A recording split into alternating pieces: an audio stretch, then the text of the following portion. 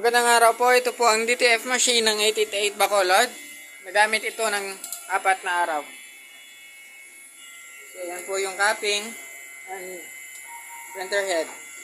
Yan po yung printer head. Yan ang capping.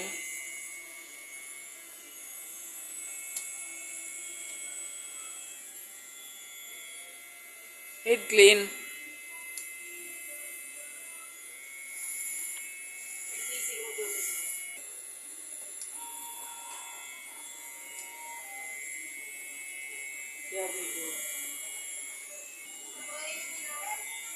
After po nating mag-clean, punasan po natin ang wiper.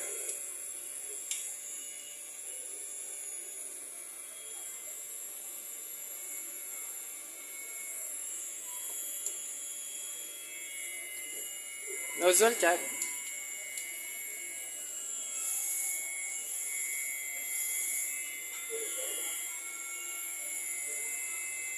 Yan naman po ang output ng ating nozzle check.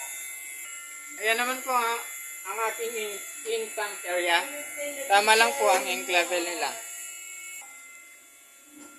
Ito naman po ang aking waste tank. Nalinis ito ng Saturday. Ito naman po yung AVR. Yan naman po yung ground wire. Ito naman po ang aking consumables. Ito naman po yung film at saka yung powder. Updated naman po lahat yung aking mga monitoring sa system. Yan sa sheet. Ito po ang aking printer daily checklist. Consumables monitoring. Weekly checklist. Yun lang po. Maraming salamat.